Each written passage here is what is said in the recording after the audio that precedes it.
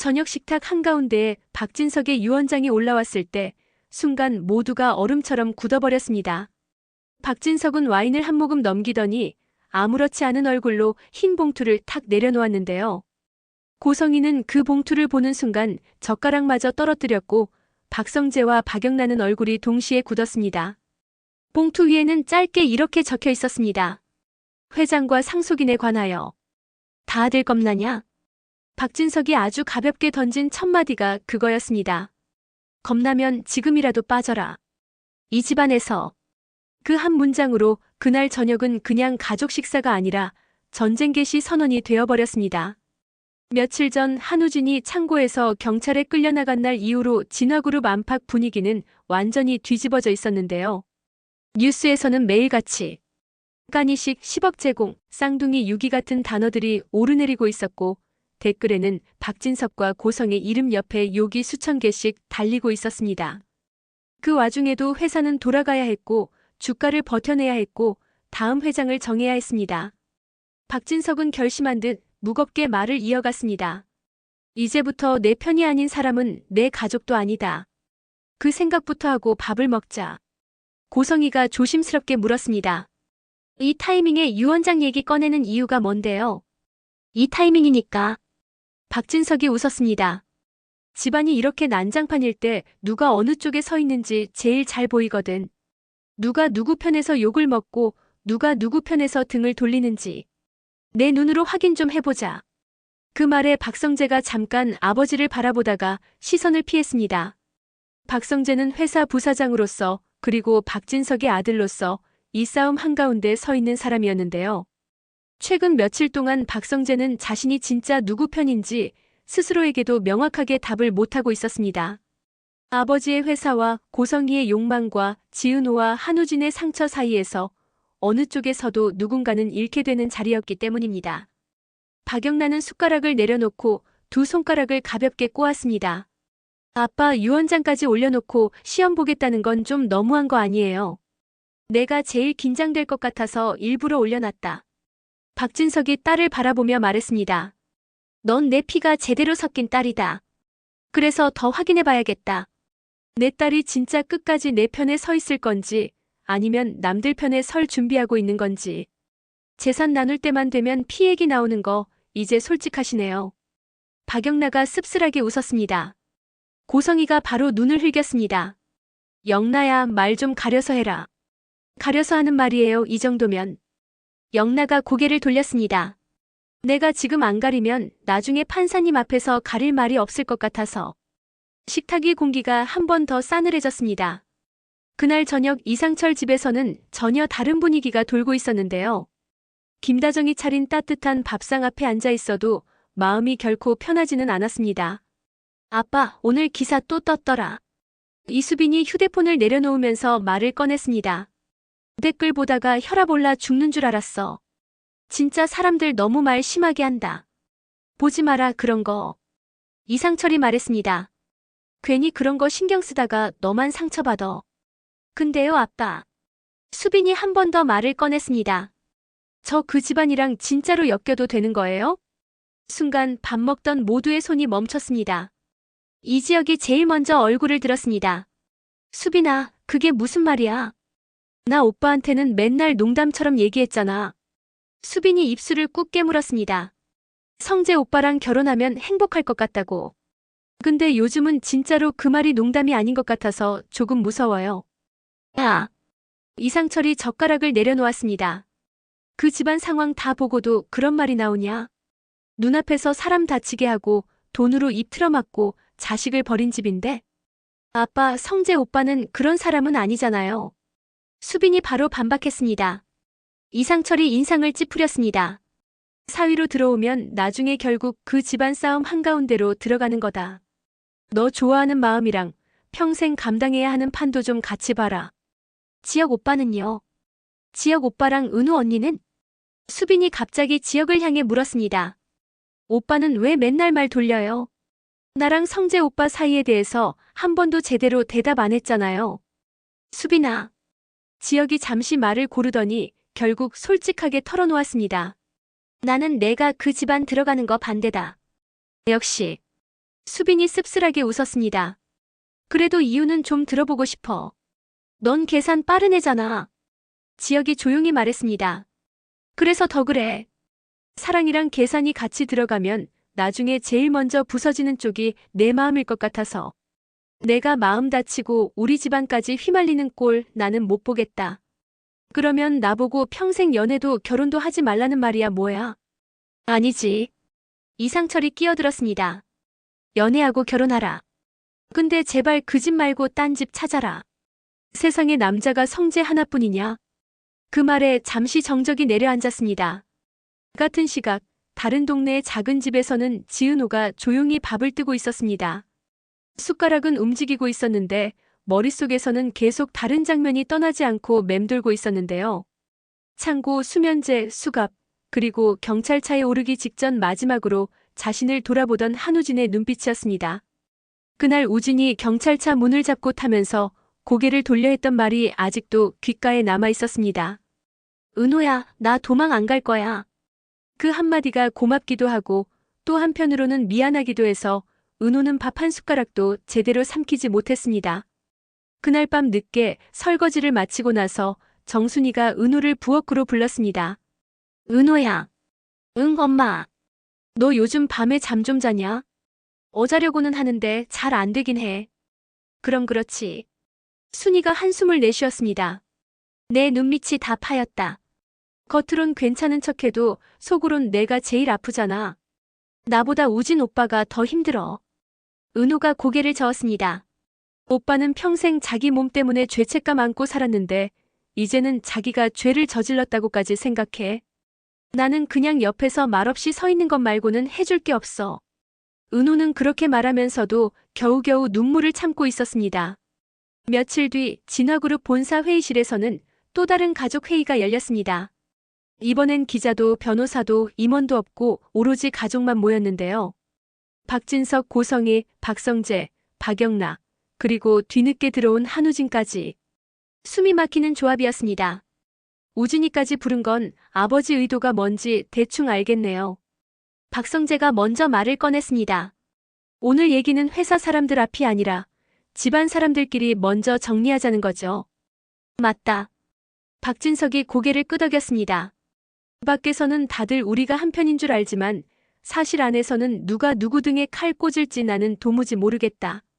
그래서 오늘은 솔직하게 말 좀 들어보려고 부른 거다. 그는 유언장이 들어있는 봉투를 다시 꺼내서 테이블 위에 올려놓았습니다. 이 안에 내 재산 지분, 회장 자리 이런 것들 대략 적어놨다. 근데 아직 도장은 안 찍었다. 왜냐면 너희가 어떻게 나오는지 좀 더 보고 결정하련다. 우릴 시험하는 겁니까? 한우진이 조용히 물었습니다. 시험이라기보다는 마지막 기회를 주는 거다.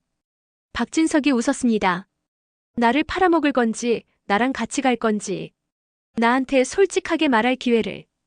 고성희가 그 말을 듣고 눈썹을 찌푸렸습니다. 지금 이 상황에서 누가 당신 편이라고 크게 말할 수 있겠어요. 당신이 한 말 녹음 파일까지 돌아다니는 판인데. 그래서 더 필요하지. 박진석이 성희를 향해 고개를 돌렸습니다. 누가 내 편이라고 끝까지 버티는지, 누가 나를 버리고 나가는지. 그래야 내가 마지막까지 지켜줄 사람이 누군지 헷갈리지 않을 거 아니냐. 그때 박영나가 조용히 손을 들었습니다. 아빠. 왜?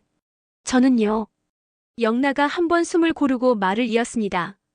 아빠 편도 아닙니다. 그렇다고 다른 누군가 편도 아닙니다. 그냥 제 편에 서려고요.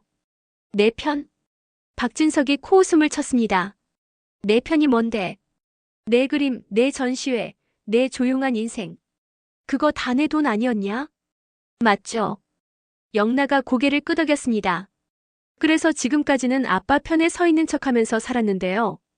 이제까지 그 대가를 너무 많이 치른 것 같아서요. 내가 뭘 치렀다고 그래. 아빠가 버린 사람들 옆에 서는 대신 저 스스로를 계속 버리고 살았어요. 영나가 눈을 들었습니다. 그래서 더는 못하겠습니다. 재산이 줄어도 상관없고 집에서 쫓겨나도 상관없어요. 이번엔 제가 선택하겠습니다. 아빠 편에서 사는 인생이 아니라 제가 부끄럽지 않은 편에서 사는 인생으로. 순간 회의실 공기가 얼어붙었습니다. 한우진이 고개를 돌려 영나를 바라봤습니다.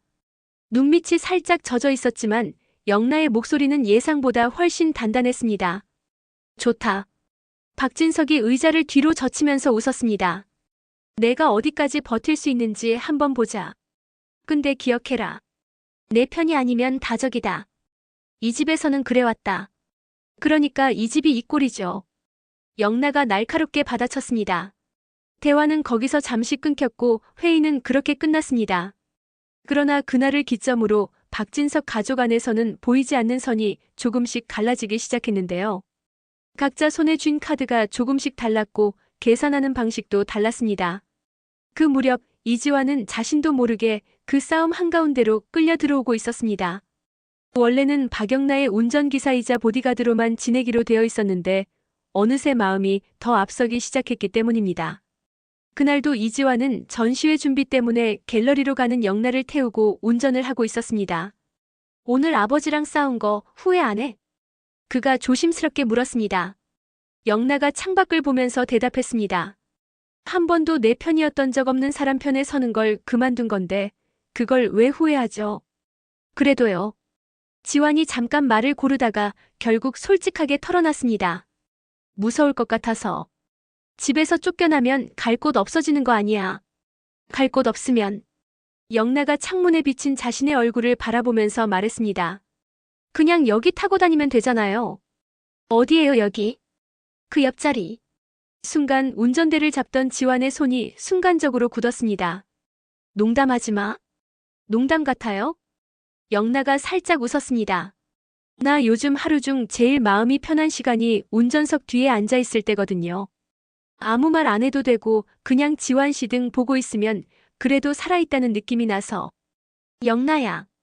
지환이 낮게 중얼거렸습니다. 그렇게 말하면 나 진짜 오해한다. 오해 좀 해. 영나가 차분하게 말했습니다. 어차피 우리 인생 누가 오해라도 안 해주면 버텨지지도 않는데. 그 말은 가볍게 던진 농담처럼 들렸지만 두 사람 마음에는 오래 남는 말이었습니다. 문제는 이런 공기가 오래 숨겨지지 않는다는 거였습니다. 누군가의 눈에는 늘 두 사람 모습이 걸렸고 그 모습을 들고 또 다른 누군가가 박진석에게로 갔습니다. 회장님. 강민호가 어느 날 조용히 보고를 올렸습니다. 요즘 영나 아가씨 동선이 조금 심상치 않습니다. 무슨 소리냐? 운전기사 이지환 씨와의 관계가요. 강민호가 태블릿을 내밀었습니다. 아가씨가 쓴 그림노트, 휴게소에서 나눈 대화, 차 안에서 찍힌 사진들 여러 가지 정황이 조금 과합니다. 눈치 빠른 기자들 눈에 들어가기 전에 정리하셔야 할 것 같습니다. 박진석의 눈빛이 바로 차갑게 식었습니다. 여보. 네. 고성이가 의자를 조금 더 당겨 앉았습니다. 이게 사실이냐? 박진석이 태블릿 화면을 가리켰습니다. 저 애가 당신 딸이 기사놈한테 마음을 주고 있다는 게 대충은 알고 있었어요. 성희가 숨을 골랐습니다. 영나랑 지환이 요즘 붙어있는 시간이 길어지긴 했어요. 근데 아직 밖으로 티난다는 얘기는 아닙니다. 제가 잘 달래서. 달래? 박진석이 헛웃음을 쳤습니다. 영나 연애는 달래서 해결이 되냐? 저놈이 뭔데 우리 집 이름에 숟가락을 얹어. 그렇게까지 말 안 하셔도. 여보. 박진석이 단호하게 잘랐습니다. 당신도 알지. 이런 스캔들 하나 터지면 지금 우리가 법정에서 뭘 하든 다 물거품 된다고. 아직 당신 과거도 쌍둥이 얘기도 다 제대로 정리 안 됐다고. 그런데 딸까지 운전기사랑 엮이면 이 집은 진짜 끝이다. 그 말에 고성의 얼굴에서도 피가 싹 가셨습니다. 그날 밤 고성이는 영나를 방으로 불렀습니다. 엄마 무슨 일이에요? 앉아라. 성희가 짧게 말했습니다.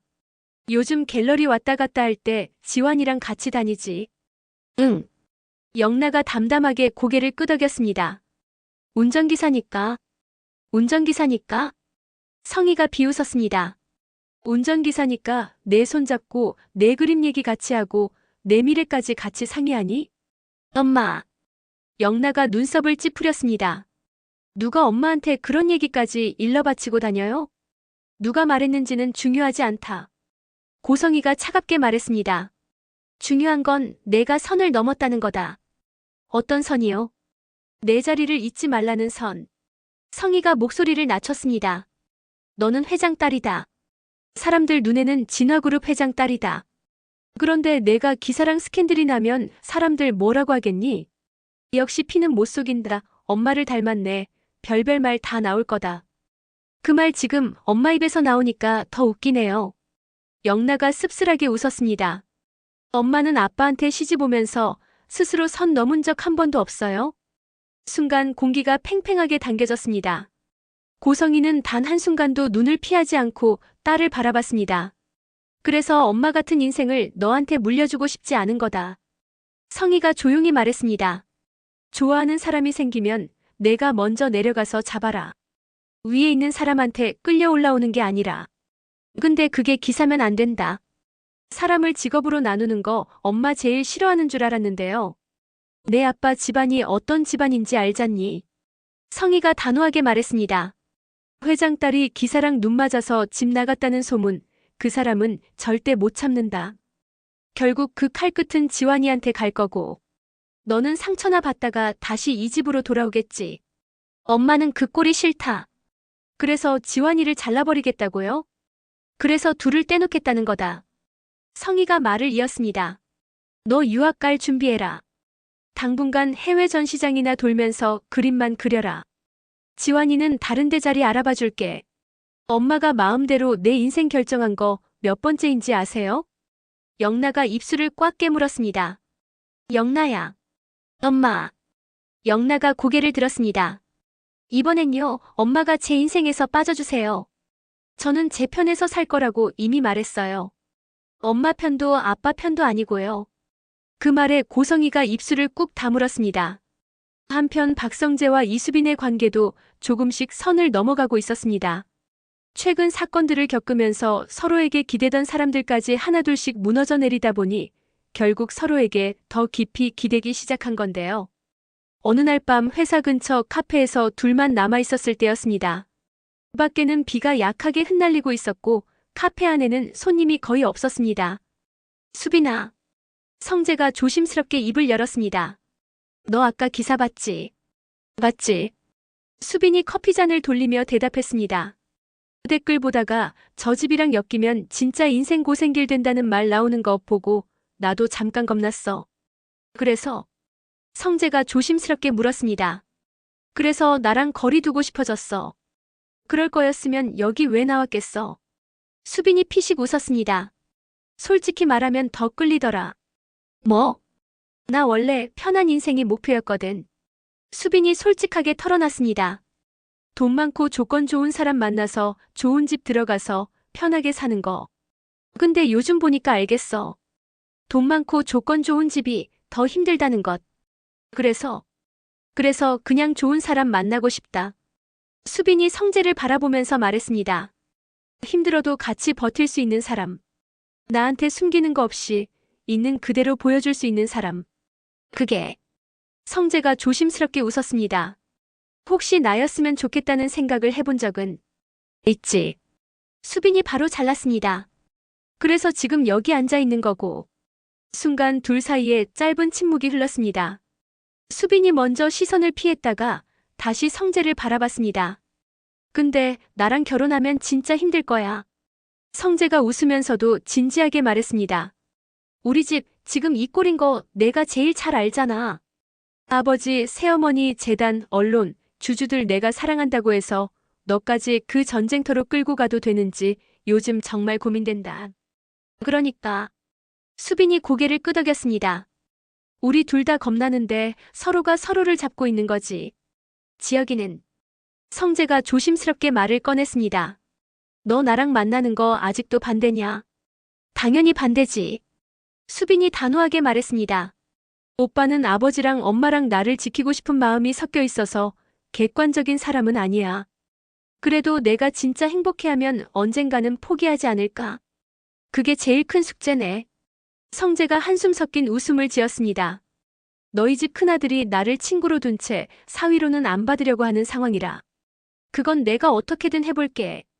수빈이 굳은 표정으로 말했습니다. 가족은 내가 설득해볼게. 그러나 설득은 생각보다 훨씬 어렵게 시작됐습니다.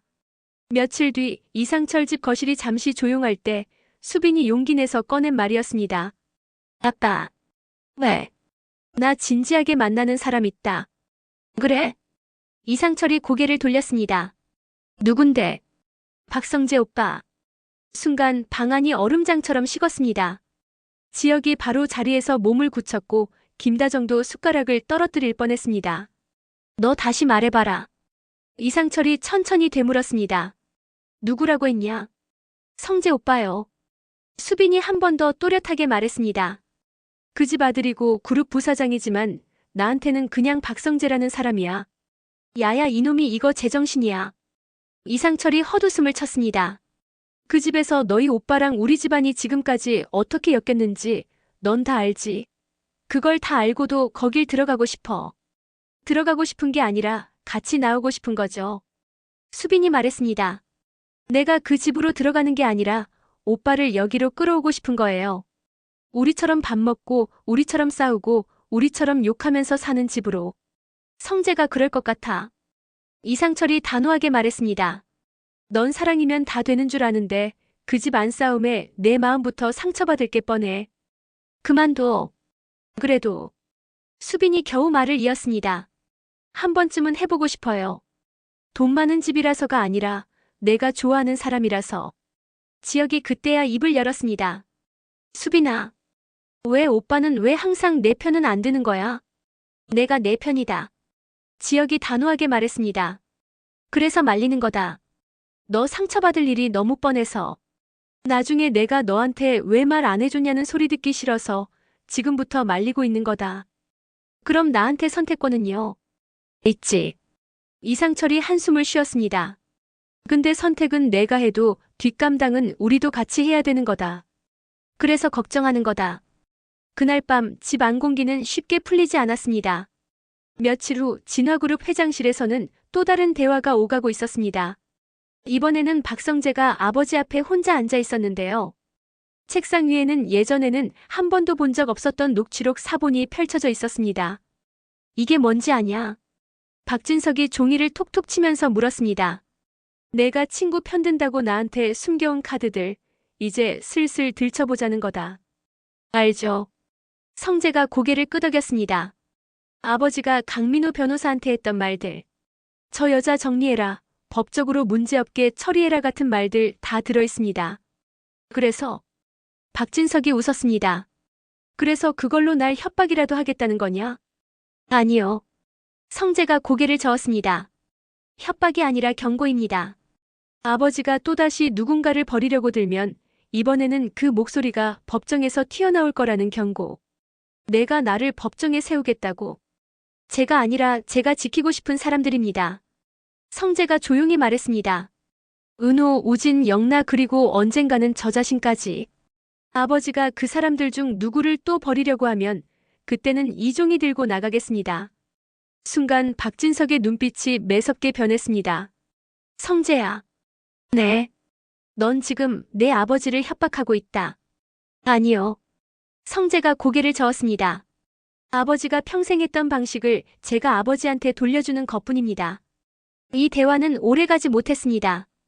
박진석은 결국 종이를 쥔 손으로 책상을 3개 내리쳤고 성재는 입술을 깨문 채 회장실을 나왔습니다. 문을 닫고 나서야 그의 어깨가 크게 내려앉았는데요. 문밖 복도 끝에는 한우진이 기대 서 있었습니다.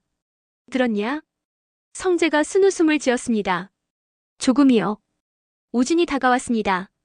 근데 형, 나 하나 궁금한 거 있다. 뭔데? 형은 아버지한테 아직도 인정받고 싶은 마음이 있어? 그 질문에 성재가 잠시 말을 잃었습니다. 있지. 결국 솔직하게 대답했습니다. 아무리 아니라고 해도 어릴 때부터 들은 말이 있다. 너는 내 후계자다. 너는 내 뒤를 이을 사람이다. 그 말 한마디가 아직도 내 머리에서 안 사라진다. 근데 우진이 조용히 말했습니다. 형이 요즘 하는 말들은 그 말이랑 정반대잖아. 형이 진짜 원하는 거 이제 좀 정리할 때 되지 않았나 싶어서. 정리라. 성재가 복도 천장을 한번 올려다 봤습니다. 정리하려고 하면 진짜로 나만 남을 것 같기도 해서. 그래서 자꾸 머뭇거리게 된다. 그 말을 들은 우진은 자신도 모르게 웃음이 나왔습니다. 형이 제일 우리 쪽 사람 같다. 뭐? 형은 항상 가운데 서 있다고 생각하는데 내가 보기엔 이미 우리 쪽으로 기울어져 있다.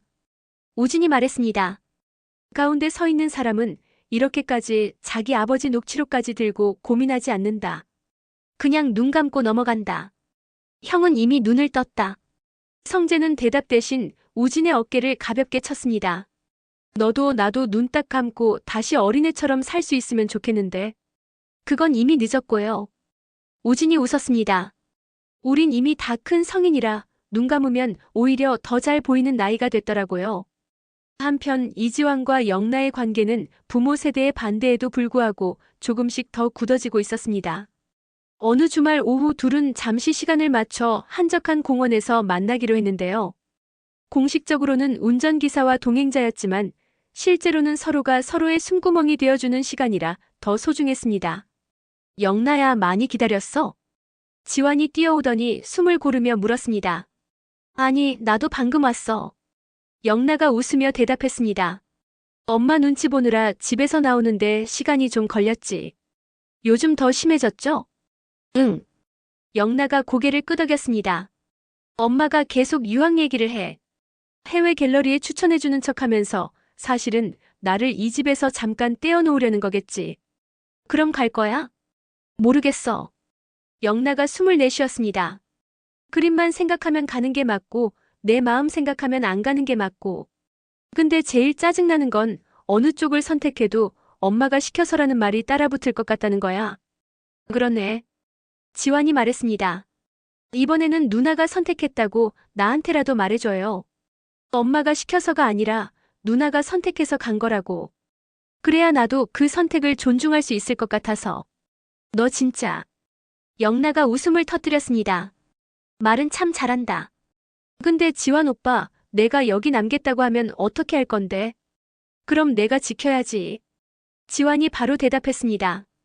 원래 있던 자리에서. 내 옆에서. 순간 둘 사이에 묘한 정적이 흘렀습니다.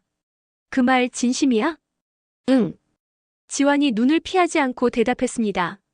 내 옆이 위험한 자리라는 거 나도 아는데 그럼에도 불구하고 그래도 여기가 내가 서 있을 자리라는 생각이 든다. 그래서 내가 더 무서운 거야. 영나가 조용히 말했습니다. 누가 나 때문에 위험해지는 게 제일 싫거든. 이야기를 나누고 있던 둘은 얼마 뒤 멀리서 느껴지는 낯선 시선을 눈치채게 됩니다. 벤치 끝에 모자를 눌러 쓴 남자가 앉아 있었는데 시선을 피했다가 다시 둘 쪽으로 슬쩍 돌아오는 눈길이 이상하게 신경 쓰였는데요. 영나는 저 남자가 예전에 아버지 회사에서 본 사람 같다는 생각이 들면서 등줄기가 서늘해졌습니다. 그날 저녁 강민호는 다시 박진석 앞에 서 있었습니다. 회장님, 아가씨와 기사가 계속 붙어 다닙니다. 그래서 박진석이 심드렁하게 물었습니다. 오늘은 공원에서 둘이 같이 있는 거 확인했습니다. 사진도 몇 장 찍어놨고요. 이리 줘봐. 사진 몇 장이 책상 위로 밀려왔습니다. 벤치에 나란히 앉아있는 둘 웃으면서 대화 나누는 순간들, 서로를 향해 조금씩 기울어진 어깨선. 객관적으로 보면 별것도 아닌 장면인데 박진석 눈에는 전혀 다른 그림으로 보였습니다. 여보. 네. 당신 딸년 표정 좀 봐라. 그가 사진 가운데 한 장을 가리켰습니다. 저렇게 편안한 표정, 나는 언제 봤는지 기억도 없네. 고성이는 대답을 하지 못했습니다. 근데 나는. 박진석이 말을 이었습니다. 저 표정이 무섭다. 저 표정 때문에 이 집안이 또 한 번 흔들릴 것 같아서. 그날 밤 늦게 박진석은 혼자 술을 마시다가 휴대폰을 들었습니다. 수신 목록에 박성재 이름을 찾아 손가락을 올려놓았다가 끝내 누르지 못하고 화면을 꺼버렸습니다. 이놈한테까지 이 일을 들이밀면 이놈까지 잃을 수도 있겠지. 그 생각이 스쳐가자 그는 끝내 전화를 걸지 못했습니다. 대신 다른 사람에게 전화를 걸었습니다. 강변. 네, 회장님. 지금부터 우리 집안 사람들 통화 기록이랑 동선 한번 정리해 봅시다. 누가 누구랑 얼마나 자주 연락하는지, 누굴 만나는지. 특히 성재, 영나 그리고. 그는 잠시 망설이다가 덧붙였습니다. 한우진. 그 셋 위주로. 이렇게 가족끼리 서로를 감시하는 이상한 전쟁이 서서히 시작되고 있었습니다. 한편 우진은 자신의 죄에 대한 수사와 별개로 앞으로 있을 재판을 준비하고 있었습니다. 김태성 변호사와 함께 서류를 정리하면서도 마음 한켠에는 늘 가족 생각이 묵직하게 자리하고 있었는데요. 우진 씨. 김태성이 서류를 넘기다가 고개를 들었습니다. 가장 두려운 게 뭐예요? 저요? 우진이 잠시 생각하더니 솔직하게 말했습니다. 제가 감옥 가는 건 솔직히 두렵긴 한데 각오는 돼 있어요. 제일 무서운 건 그게 아니고요. 그럼요. 제가 한 짓 때문에 은호 인생까지 또 한 번 망가지는 거요. 우진이 조용히 말했습니다. 이번 소송 지면 사람들은 또 그렇게 말하겠죠. 쌍둥이 둘이 또 한 번 자기들 사정 가지고 난리쳤다고. 그러면 은호 직장도 인간관계도 다 다시 흔들릴 거고요. 그래서 더 싸워야죠. 김태성이 담담하게 말했습니다. 이게 단순히 돈 문제라면 그냥 합의하고 조용히 끝내는 게 나을 수도 있어요. 근데 이건 관계를 정의하는 싸움입니다. 누가 누구를 버렸고 누가 누구를 이용했는지 기록에 남기는 싸움이죠. 이길 수 있을까요? 이기고 지는 것보다 중요한 게 하나 있습니다. 김태성이 눈을 마주쳤습니다. 우리가 어떤 사람으로 남을지입니다. 평생 선의로 10억을 받은 사람으로 남을 건지, 그 돈의 정체를 끝까지 물어본 사람으로 남을 건지. 그 차이가 생각보다 큽니다. 그 말을 들은 우진은 잠시 아무 말도 하지 못했습니다. 대신 마음속에서 조용히 무언가가 조금 정리되는 느낌이 들었습니다. 이 모든 움직임이 얽히고 설키면서 박진석 가족 안에 보이지 않는 순위표는 조금씩 흔들리고 있었습니다. 누가 버려질지 누가 남을지 사람들은 각자 머릿속으로 계산기를 두들기고 있었는데요. 하지만 계산이 아무리 정교해도 변수가 너무 많아서 답이 쉽게 나오지 않는다는 게 문제였습니다. 가장 큰 변수는 언제나 사람 마음이었습니다. 그리고 결국 한번 크게 터지는 날이 찾아왔습니다. 그날은 박진석이 일부러 날짜를 잡아서 가족끼리 모이라고 한 날이었는데요. 명목상으로는 조용히 식사나 한번 하자였지만 집안 사람들 모두 눈치로 알고 있었습니다. 이 자리 뒤에는 꼭 중요한 결정이 따라온다는 걸요. 식탁에는 평소보다 더 많은 음식이 올라와 있었고 고급 와인도 여러 병 준비되어 있었지만 분위기는 축하 자리가 아니라 신문 자리에 가까웠습니다. 박진석은 잔을 한번 들었다 내려놓고 아주 담담한 목소리로 말을 꺼냈습니다. 오늘은 각자 어디 서 있는지 한 번씩만 확인하자. 제일 먼저 이름이 불린 사람은 박성재였습니다. 성재야. 네. 너 재단 소송권에서 공식적으로 어디에 서 있는지 아버지한테 말해봐라. 순간 식탁 위 공기가 무거워졌습니다. 회사 입장에서는요. 성재가 조심스럽게 입을 열었습니다. 어느 한쪽 편을 공개적으로 들 수 없습니다. 재단 이미지 관리가 가장 중요하니까요. 회사 입장 말고. 박진석이 잘랐습니다. 성재 네 입장. 그 질문은 너무 정확해서 도망칠 구석이 없었습니다. 사람 입장에서는요. 성재가 21번 골랐습니다. 은호랑 우진이 편에 서 있습니다. 성재야. 고성이가 놀란 눈으로 아들을 쳐다봤습니다. 지금 그런 말 여기서 하면. 어머님. 성재가 고성의 쪽을 힐끗 바라봤습니다. 오늘은 솔직히 말하라고 해서 솔직히 말하는 중이에요. 아버지 앞에서까지 거짓말하고 싶지 않습니다. 박진석의 눈빛이 서서히 차가워졌습니다. 그래서 내가 들고 다니는 USB니 녹취니 하는 것들 다 그 애들 편에 서겠다고 만든 거냐? 제가 만든 것만 있는 것은 아닙니다. 성재가 담담하게 말했습니다. 아버지가 직접 만들어 두신 말들도 있으니까요. 저는 그 말들이 더 이상 아무데도 쓰이지 않게 지켜보고 있는 겁니다. 넌 지금 아버지를 지키는 게 아니라 아버지 목줄을 쥐고 있다. 박진석이 낮게 웃었습니다. 그게 내가 선택한 자리라면 그에 따른 값을 치러야 한다. 압니다. 성재가 고개를 끄덕였습니다. 그래서 아버지가 지분 포기하라고 하면 포기할 생각도 되어 있습니다. 그 대신 제가 사랑하는 사람들까지 같이 버리라고 하시면 그건 못하겠습니다. 사랑하는 사람들. 박진석이 눈썹을 치켜 올렸습니다. 그 속에 이수빈도 포함되어 있냐? 아버지, 그건. 성재가 잠시 말을 삼켰다가 결국 짧게 덧붙였습니다. 그 얘기는 지금 여기서 더 이상 하고 싶지 않습니다. 왜? 박진석이 성재를 노려봤습니다. 여기서 아니면 어디서 해? 남들 듣기 전에 식구들이 모였을 때 풀어야지. 수빈이는 그냥 저를 좋아하는 것뿐이고 누구 편도 아닙니다. 성재가 또렷하게 말했습니다. 수빈이는 그저 저를 좋아해서 제 옆에 서고 싶은 거라고요. 그 자리에 앉아있던 사람들은 두 사람 대화를 들으며 얼굴이 점점 굳어져 갔습니다. 다음으로 이름이 불린 사람은 박영나였습니다. 영나야. 박진석이 잔을 들었다 내려놓으며 물었습니다. 넌 내 엄마 편이냐, 내 편이냐? 참 단순하지만 잔인한 질문이었습니다. 둘 다 아닙니다. 영나가 단호하게 대답했습니다. 내 편이 아니면 다 적이라고 말했다. 박진석이 씁쓸하게 웃었습니다. 영나가 조용히 말했습니다. 아빠는 늘 둘 중 하나만 고르게 만들었어요. 엄마냐 아빠냐? 회사냐 가족이냐? 버릴 사람이냐 데려갈 사람이냐? 그 사이에 서 있는 사람은 항상 없었죠. 그래서 박진석이 다시 물었습니다. 넌 누구를 버리겠다는 거냐? 아무도요. 영나가 고개를 저었습니다. 앞으로는 제 삶에서는 누구도 버리지 않겠습니다. 저 자신까지 포함해서요. 대신 누가 누구를 버렸는지는 있는 그대로 말할 겁니다. 묻는 사람이 물어오면 제가 알고 있는 한에서 다 말하겠습니다. 그 말은 고성이가 숨을 들이켰습니다. 정말로 증언대에 서겠다는 뜻이니? 아직은 몰라요. 영나가 엄마를 바라봤습니다. 근데 엄마 나 하나만 묻고 싶어요. 이 집안에서 지금까지 진짜로 엄마 편이었던 사람이 누구야? 그 질문은 고성이를 잠시 말문 막히게 만들었습니다. 남편도 아들도 딸도 누구 하나 온전히 자기 편이었던 적이 없다는 걸 알고 있었기 때문입니다. 마지막으로 한우진의 차례가 돌아왔습니다. 우진이. 박진석이 슬쩍 웃었습니다. 넌 말 안 해도 알겠다. 나를 제일 싫어하는 사람일 거니까. 맞아요. 우진이 고개를 끄덕였습니다. 근데 이상하게요. 그가 숨을 한번 골랐습니다. 요즘은 아버지가 불쌍할 때도 있습니다. 뭐? 아버지가 평생 붙들고 있던 게 뭔지 알겠거든요.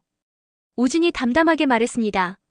아버지는 사람을 사랑한 적이 없고 자리를 사랑해온 사람 같아요. 회장 자리, 아버지 자리, 남편 자리. 그 자리를 지키려고 평생 싸워온 사람이라 정작 본인이 누구 편에 서 있는지 생각할 틈이 없었던 것 같아요. 그래서 날 이해해보겠다는 거냐? 아니요. 우진이 고개를 저었습니다.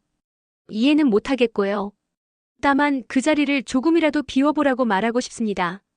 우리를 위해서가 아니라 아버지 자신을 위해서요. 그래야 누군가를 버리는 선택 말고 다른 선택도 할 수 있을 것 같아서. 이 식사는 결국 누구 하나 웃으며 끝내지 못했습니다.